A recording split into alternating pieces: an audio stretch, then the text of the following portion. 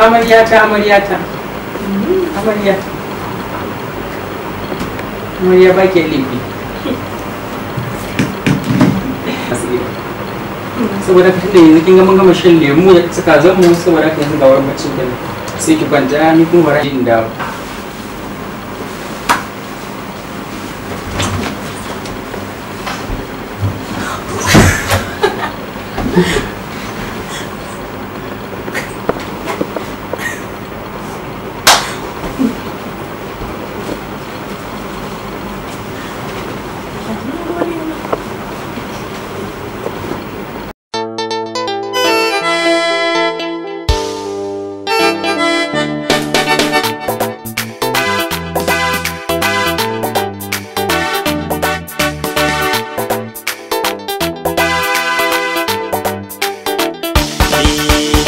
ki bata raina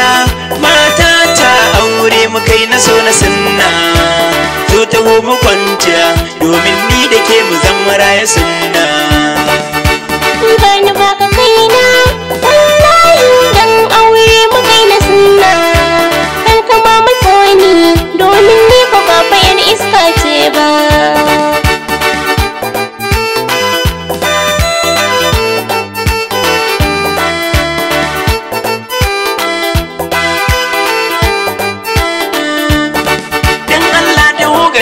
mata ta ki daure ki zo mu kwanciya domin kin ga ai dare ne duka makwabta sun kwanta taho mu kwanta ki daina ta da muryar ki zo mu lallube dan sun darga kar mu barta ga lada cikin daren farko wataƙila har da rabanta sai mu samu kin ji amaryata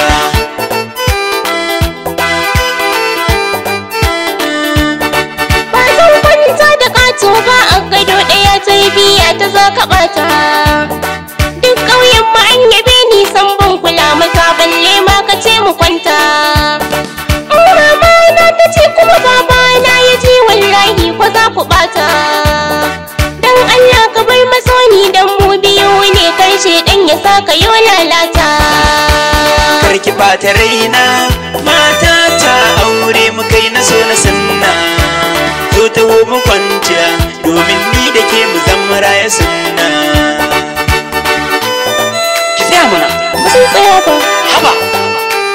wai ki wa gaya miki wa ba kyau ba kyau ba aure kai ba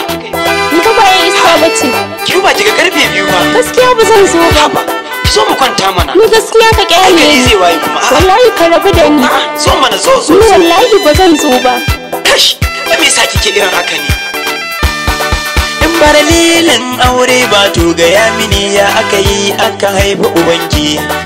in baralilin aure ba to gaya mini ya aka yi aka haifi uwarki in baralilin aure ba to gaya mini ya aka yi aka haife ki ni ne ba fa uwata ba sai dai sai nawa yanzu ƙara sako in ci ubanki amaryata wallahi ni ba ubana ba tab an gaya maka ni iska ce wallahi sai dai ki bar gidan nan maza ki fita Allah ma fasa auren ba sai ba da